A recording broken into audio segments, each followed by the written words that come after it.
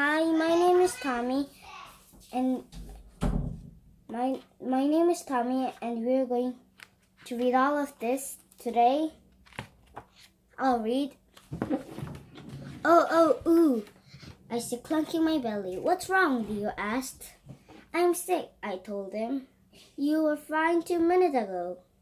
Well, now I'm sick. I can't go to school, I told him. I'm going back to home. He took a yellow post-it note out of his backpack and held it up to his ear for the second.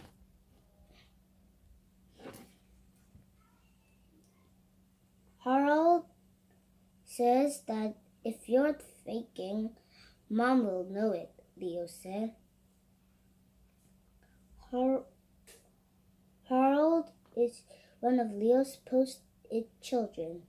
Yeah, well, I'm not faking, I insist. I turned around, starting walking back home.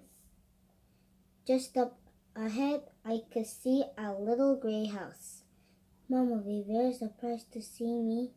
I began to feel scribbly in my belly. Harold was right. Mom is a nurse. She can sniff the healthy person like a bloodhound. I walked in more and more slowly and reached our front yard. I heard the little voice in my ear again. This time it said, hide.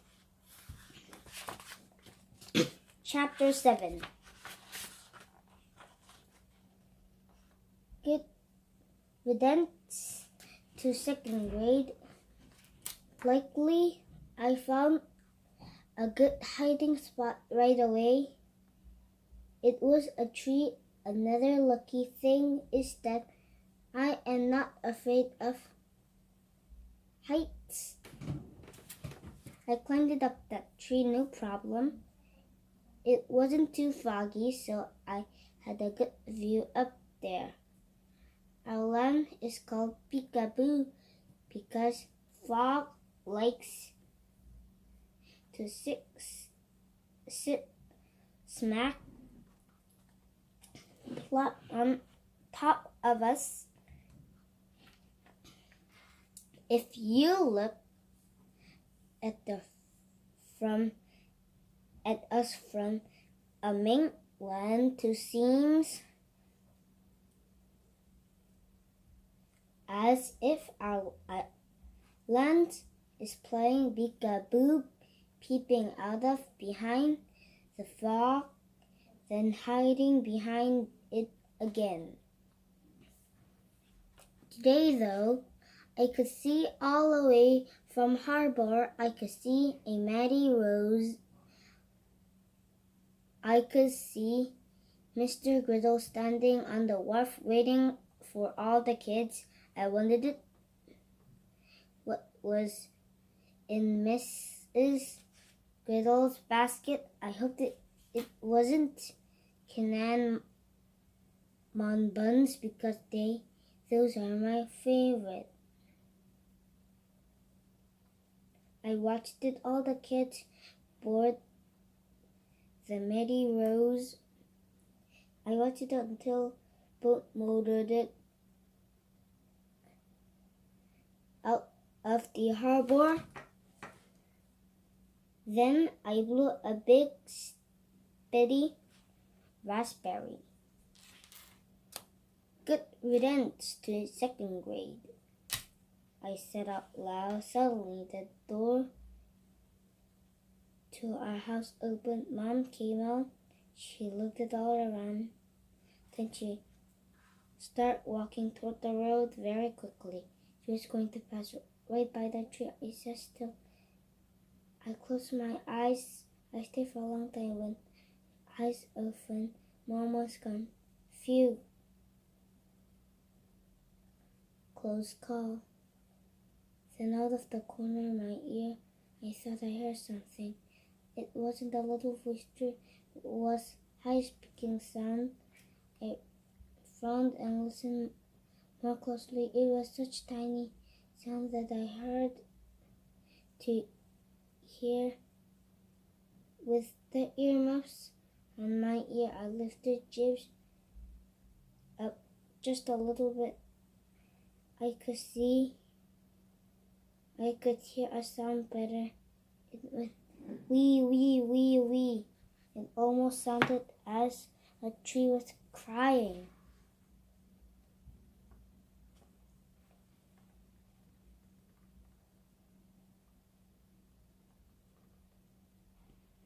I lifted Jibs up some more, and I put my ears on the tree trunk. Wee, wee, wee. It sounded as if it was coming from lower down. I climbed the few branches. I lifted Jibs up again in my ear to the tree trunk. Wee, wee, wee, wee, wee. Molly McCartney, the tree, really was crying. Right at the moment, though, there was a whole other noise. This one blasted so loud that even with earmuffs on it made me jump. The noise went wah, wah, wah, wah, wah, wah. I knew that sound very well. It was the fire alarm. After a few minutes, I saw people come running out of their house. We don't have a special fire people or ambulance people on Big Cabo Island. It's just the regular people who help them in emergency. I could see Dad out of the lobster boat racing back to the island. The alarm kept blasting. The people kept running. Boy, I thought I missed all kind of excitement when I'm at school. I didn't show this picture. There's no pictures here. Chapter 8, Mrs. Pennypocket. The only person who wasn't running all over the place was old Mrs. Pennypocket. She and her brown and white bull terrier Nickel was taking their morning stroll. Just my luck, though, Nickel decided to go to the bathroom right on my tree piper. Mrs. Pennypocket was looking up at me. What are you doing in that tree? Oh, just enjoying the view. I told her. Why aren't you in school? She asked. It's a long story, said Pennypocket. It's a long story, Mrs. Pennypocket, I said. Now, can I ask you something? I guess so, she said. I've never heard a tree crying, I asked, because I think this one is. Mrs. Pennypocket put her ears against the tree. Ah, she said, it's crying all right. Mrs. Pennypocket stepped on an old stump beside the tree, pulled it herself by the branch, and sat in a wide crook in the tree. You're pretty bouncy for an old lady, I told her. Thank you, she said. I nodded the trunk. Then she put ears against and listened. She knocked it and listened again. Finally, she hopped it back down. I need tools, she said. Then she and Niggle hurried away. A few minutes later, Mrs. Pennypocket came back with Niggle trotting behind her. Now she was crying in Hansel. Come down of that tree, Piper, she said. Are you chopping down? I asked in a shocked voice. Just a little piece of it, said Mrs. Pennypocket. I was being too wish I hadn't told Mrs. Pennybucket about the crying tree. Not only did I have to come out of my hiding spot, but now she was going to hack it all up.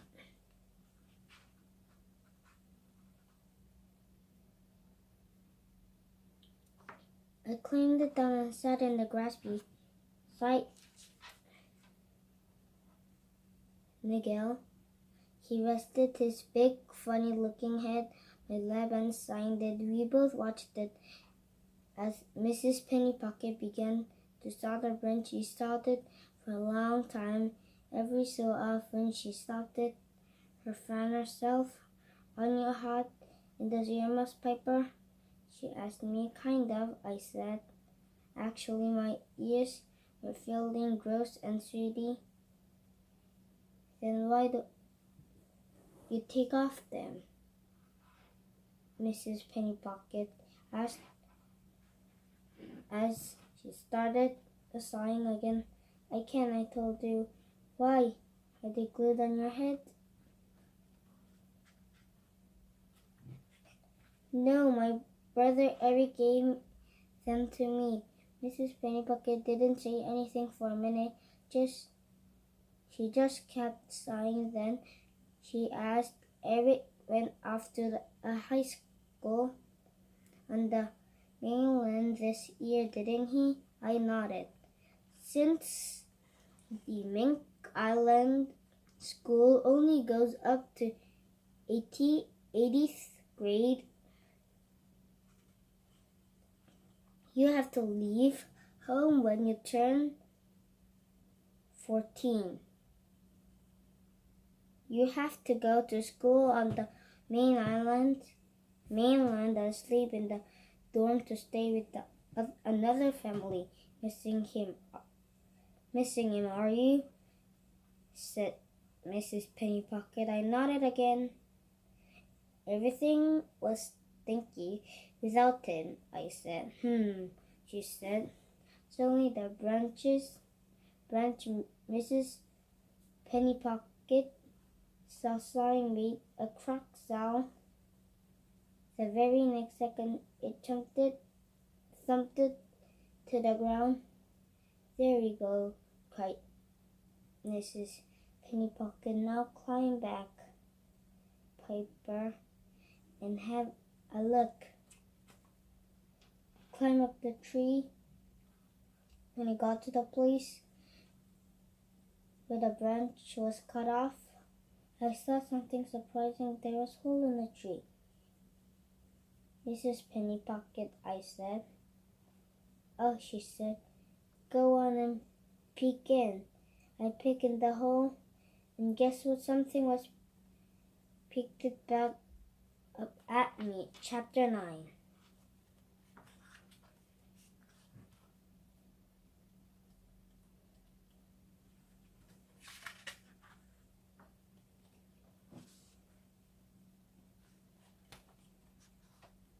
The fairy tree. I reached into a hole in the tree.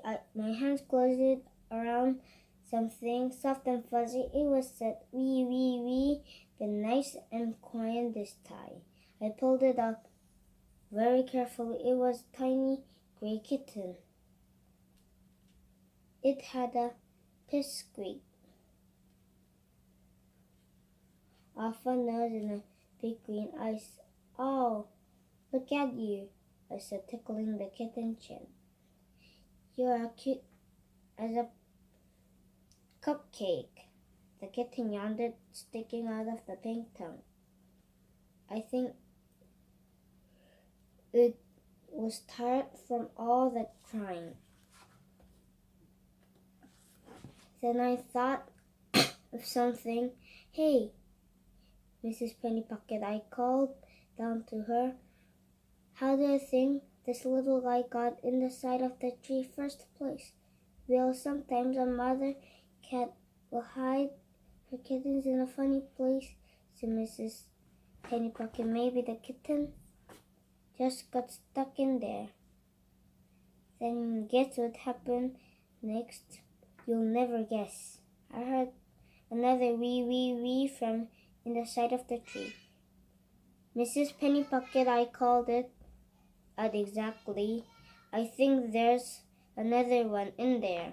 I snuggled the gray kitten against my chest with one hand while I reached it back into the hole.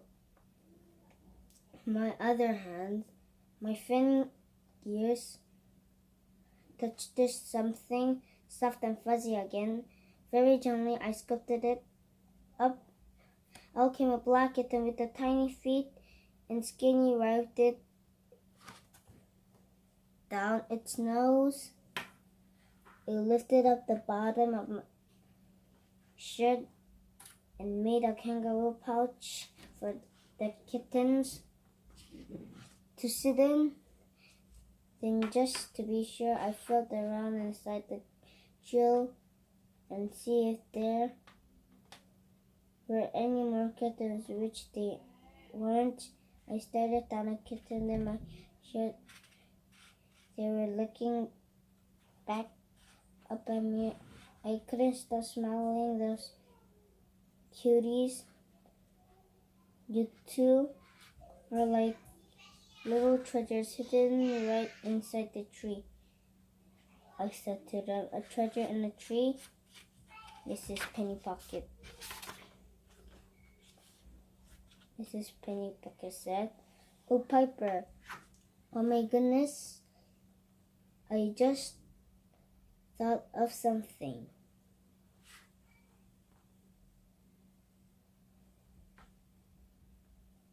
Mrs. Penny Pocket hurried away again. She was a very active old lady, I thought. A few minutes later, she came back with a cardboard box in the hand of the flashlight in her other hand. Those me kittens, Piper, said Miss Penny Pocket.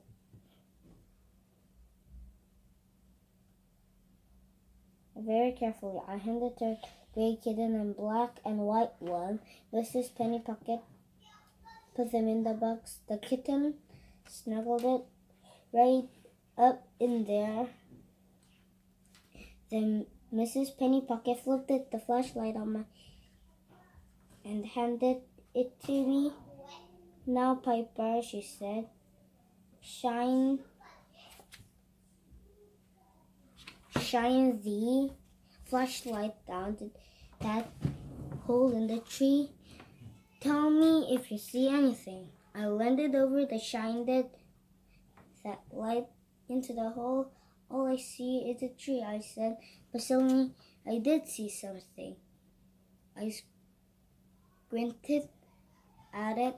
Hey, there are letters carved into the wood, I said. They say, I squinted harder. They say, L-A-E. Mrs. Penny Pocket clapped her hands and smiled. I knew it. Those are my grandzittles, Lyra and Easton, which means that this gave the tree an excited pat. Is the fairy tree. What's a fairy tree? I asked it. It was something Grant told me about, said Mrs. Penny Pocket. When she was a girl about your age, he found a tree that hole in it. It was perfect place to hide treasures. One day they pulled a seashell inside that hole. The next day, the seashell was gone in the place, and the little toy horse, she said, the fairies must have left there for her. The toy horse brought her all kinds of good luck. You take a treasure, and you'll leave a treasure. That's how the fairy tree works, Grant told me. I asked her where the tree was, but Gran had left Peekaboo Island for many years before, so she couldn't quite remember. She did tell me that she had carved it in the tiles in the hole though. And here it is. Do I have to leave something in the tree now? I asked. Mrs. Penny Pocket thought about it. It seems like the thing to do, I said. But what should I leave? I asked. The treasure, of course, Mrs. Penny Pocket said. I picked it up her saw. I looked at after those kittens, Piper. Then she headed back home. Nickel was jogging beside her. I looked at the kitten in the box. They're rolling around and swatting at each other with their tiny paws. I smiled at them. Things seemed a little less stinky somehow. I looked at it for the treasure to put in the tree. First, I stuck my hand in the bucket and pulled out old hairbreadth Barrett. It was a little bashed up that didn't seem like a good treasure. I took it, my backpack, 2 pencils and a math book and a glue stick. I looked at that lunchbox, tuna, salad. Oh, suddenly I knew just what I need to do, except I didn't really want to do it. I gave my earmuffs a sad little pat, then I took off them. I kissed it Glunky. Have a nice life, Glunky, I whispered to him. Then I kissed the Jibs. Take it easy, old Jibs. I pulled off earmuffs into the fair tree's hole. Right then I heard a name being called. I looked it down the road. The whole bunch of people was rushing toward me. Nathan was dead. He was wearing a shiny orange oilskin pants and his black muck boots. They were wearing a big frown on his face. Uh-oh. Special delivery. I turned it out that when I didn't show up at Matty Rose, Mr. Griddle had called Mom to make sure I got home okay. That's when all the fuss started. Piper agreed. That's it, agreed the voice. Do you realize that half of this island has been looking for you? We were worried sick. Do you know how much trouble you have caused? He said a lot of other things to do, which I do not want to talk about, but then included no TV for a month. When Dad stopped yelling, Mom showed it up and took over the yelling. But when they noticed kittens in the box, they both smothered down a little. I guess it's hard to be mad with 2 cutie cupcake faces staring up at you. I'm really, really sorry about everything I told them, but it's okay now because look, I patted my neat ears. I took them off. Well, that's a step in the right direction, Dad said. Where are they, Mom asked. I decided to give them to a tree, I told her. Dad, Mom and Dad looked at each other. Piper, you're almost an unusual child, Dad said. Yeah, well, Leo is the one who am I right? To the piece of the paper named Michelle, I replied. I turned it out. Mrs. Pennypocket's grandma was right. The fairy tree was real.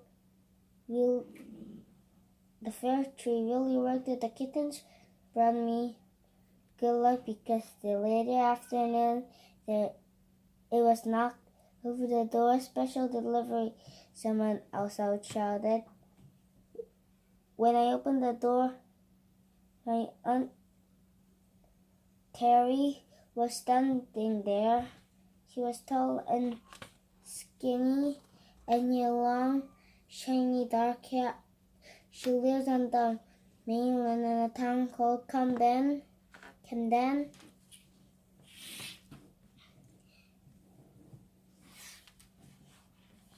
There once she painted my fingernails blue and put green mud on my face. I looked at the zombie. It was awesome.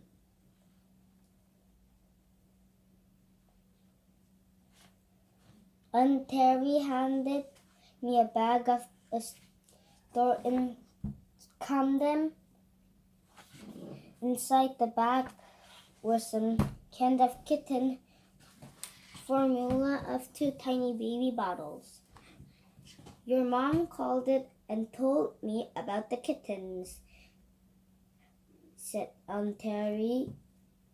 Where are they? Where are they? Aunt Terry was just crazy about cats.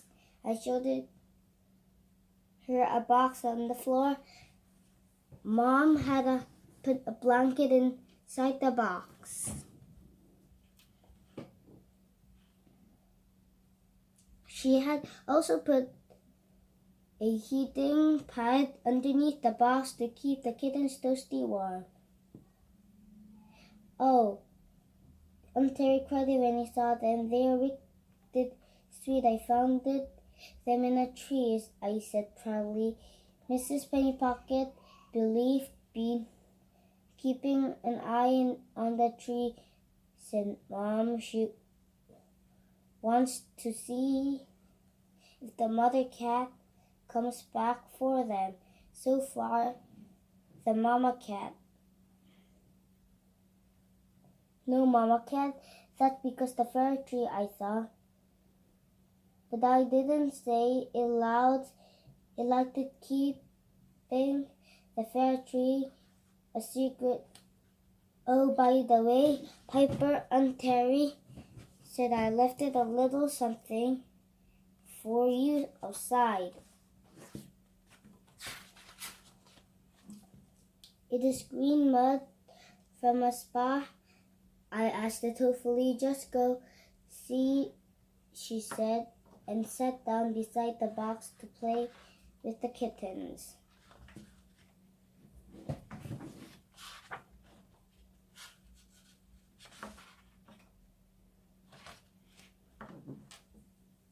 Just go see, she said. She sat down beside the box to play with the kittens. I walked to the front door and opened it. There was no package or bag or anything.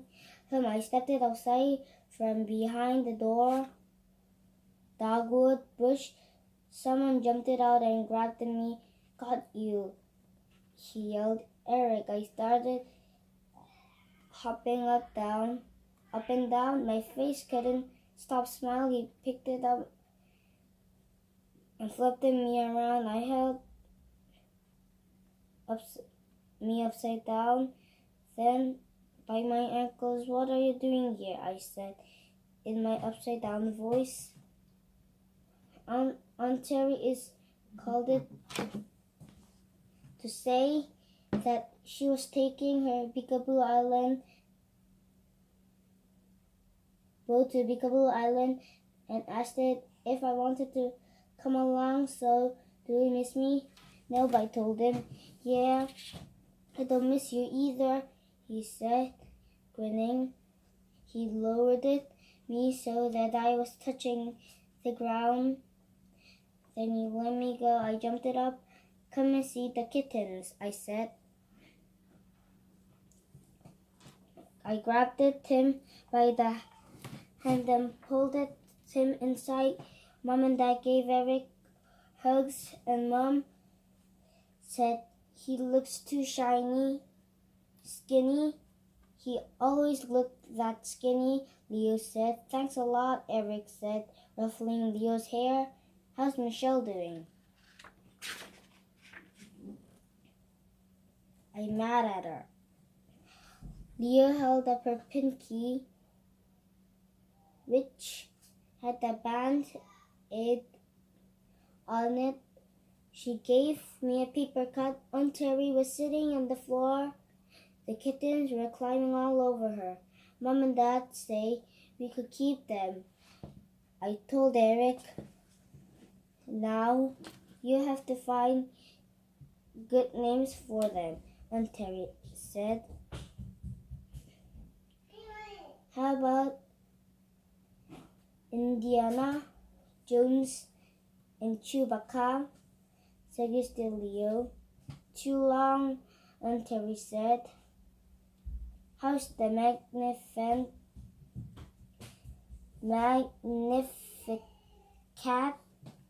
and Meatball? Too weird, I said. And anyway,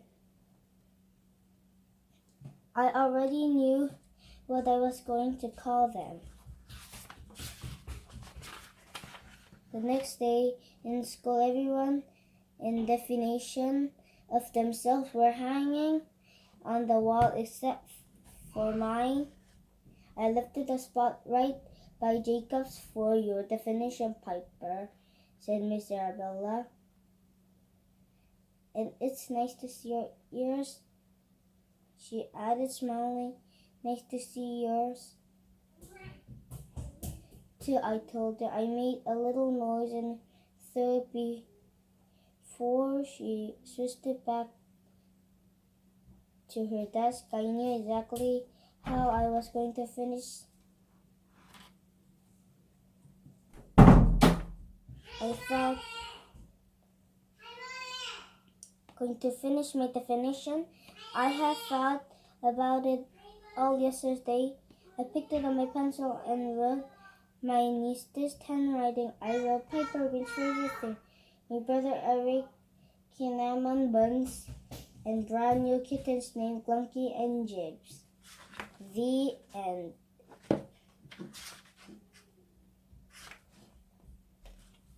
And that's all for today. We finished the story. That's all for today. So bye.